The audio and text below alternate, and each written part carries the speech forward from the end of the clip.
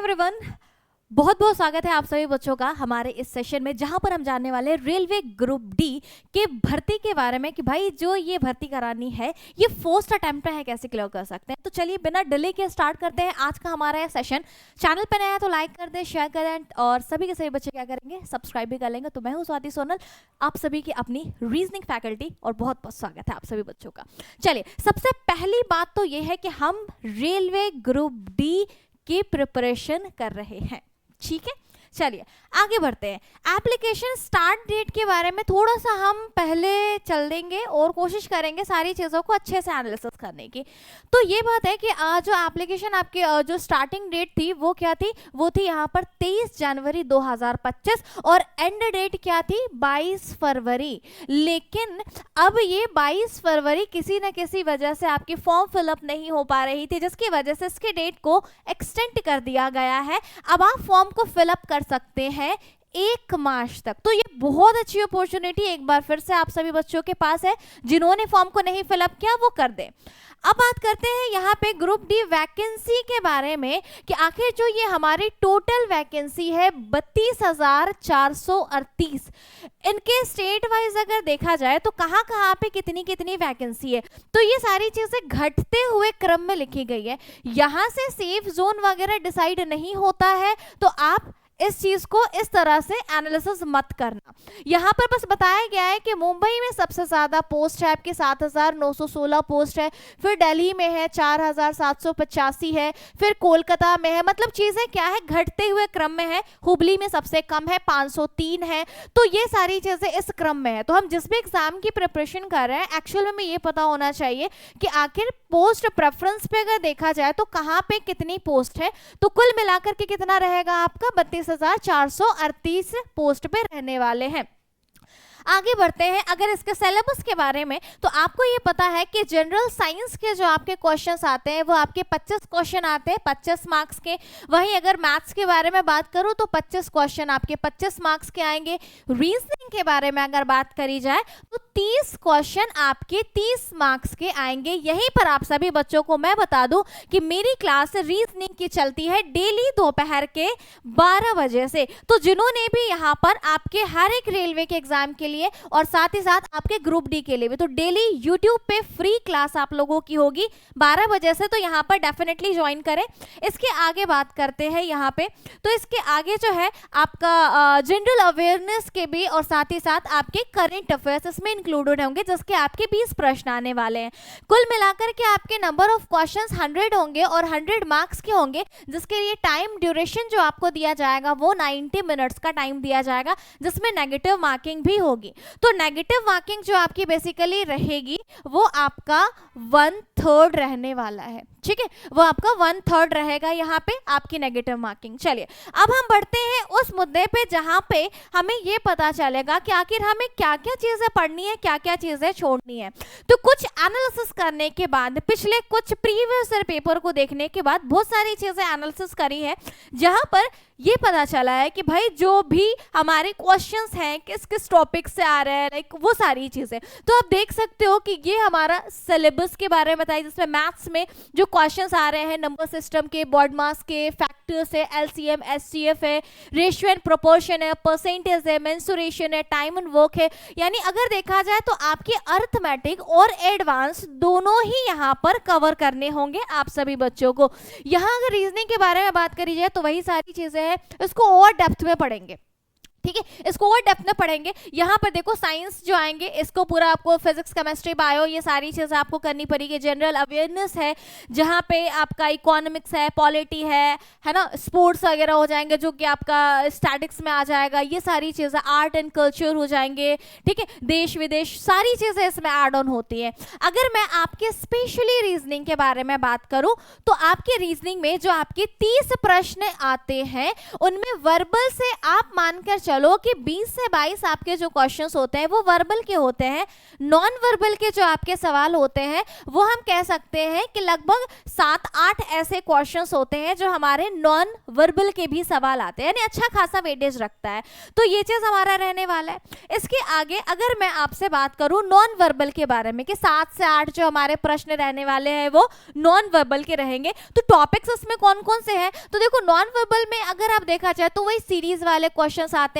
Counting of figures के जो question है वो बहुत कम आते हैं, ठीक है, बहुत कम आते हैं। वैसे पेपर कटिंग एंड फोल्डिंग के हैं, एम्बेडेड फिगर्स के हैं, mirror image and water image के अच्छे खासे क्वेश्चंस आपके आते हैं, सारे इजी होते हैं और ये करने वाले होते हैं, ठीक है। तो आप क्या करोगे, अच्छी तरीके से इसे बना कर आओगे। वहीं अगर हम वर्बल के बारे में बात करें तो जहाँ पे 20 से 22 ऐसे प्रश्न आते हैं जो आपके वर्बल से आते हैं, उनका वेटेज देखना। यहाँ पे एनालॉजी के 3 से 4 क्वेश्चन, कोडिंग डिकोडिंग से 2 से 3 क्वेश्चन, सीरीज के 3 से 4 क्वेश्चन है, सिलॉग्स के 2 से 3 क्वेश्चन, स्टेटमेंट कंक्लूजन से 2 से 3 क्वेश्चन, और ये सारी चीजें आप सभी के सभी बच्चे अच्छे से देख सकते हो। तो ये हमारा क्या रहता है, वेटेज रहता है। तो ये बेसिकली किसका है, आपका रीजनिंग का है। वहीं अगर हम मैथ्स के बारे में बात करी जाए तो मैथ्स के जो टोटल क्वेश्चंस आते हैं आपके 25 क्वेश्चन आते हैं।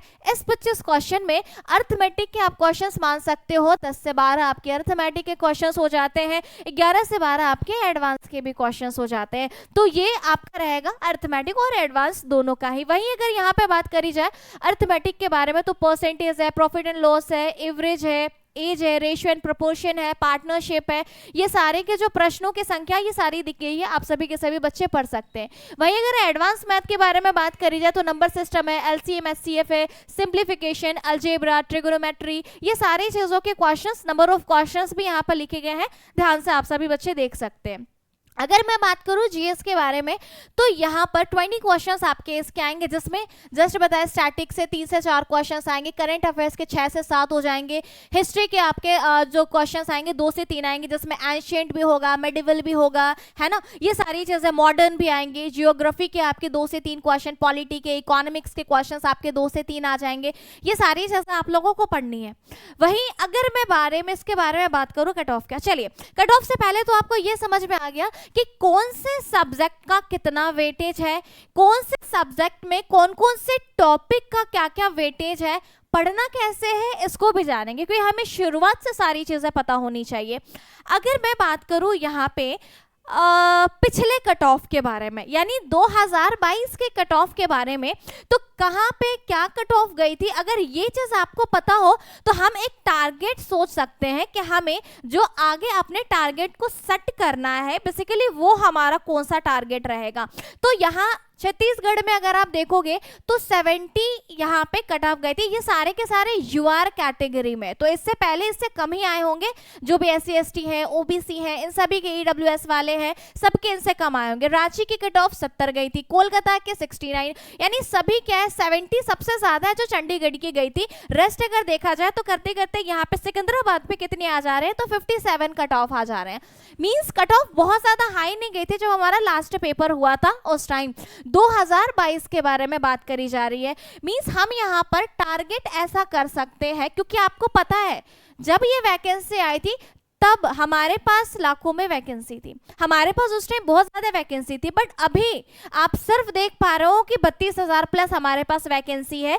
मींस अभी जो अगर देखा जाए तो हम कहीं ना कहीं बहुत लाखों करोड़ ऐसे बच्चे जिन्होंने फॉर्म को फिलअप किया है, लाखों बच्चे यहाँ बैठेंगे आपके फॉर्म को फिलअप करने के बाद एग्जाम देने के लिए, तो कट ऑफ थोड़ी सी हाई तो जाएगी, क्योंकि कहीं ना कहीं पदों पे जो भर्ती करानी है वो कम है। अगर ये चीज है तो आप अपना कोशिश करना ये कि आप क्या करो, हम ये सोच सकते हैं कि अगर हम बिल्कुल कंफर्ट जोन में जाएं तो आप अगर 85 तक करते हो, 85 प्लस करके आते हो, आप इत्मीनान से रहो, आपका जरूर कट ऑफ क्लियर हो सकता है। नहीं तो आप यहाँ पे कोशिश क्या करोगे 80 to 85 तक करने के लिए, ठीक है। 80 to 85 अगर आपका रहेगा तो आपका सेफ रहेगा। 85 से अगर ज्यादा है तो फिर आपको सोचने की नीड नहीं है, ठीक है। तो इतना आप हम कोशिश करके चलेंगे कि हमें कम से कम कितना करना है, 85 तक तो करना ही करना है, अदरवाइज 80 to 85 में हम आए, इससे कम के बारे में आप लोग नहीं सोचना, ठीक है। तो ये चीज हमारा रहेगा। अब आगे देखना कि 5 महीने जो हमारे पास रह गए उनकी प्रॉपर स्ट्रैटेजी हमारी क्या होनी चाहिए पढ़ने की, क्योंकि ये स्ट्रैटेजी जब हमारी रहेगी अच्छी तभी हम चीजों को सही तरीके से कर सकते हैं। तो पहला हमारा क्या रहेगा कि हमें अपना सिलेबस को कंप्लीट करना है, राइट। मतलब ये है कि कभी भी जब हम मॉक देते हैं या PYQ क्वेश्चंस को सॉल्व करते हैं वो मिसलेनियस फॉर्म में होते हैं। मिसलेनियस फॉर्म के क्वेश्चंस जो होते हैं वो हम जल्दी नहीं बना पाते, क्यों? क्योंकि वो क्वेश्चंस में ऐसे बहुत सारे क्वेश्चंस आते हैं जिसके कॉन्सेप्ट हमारे क्लियर नहीं होते।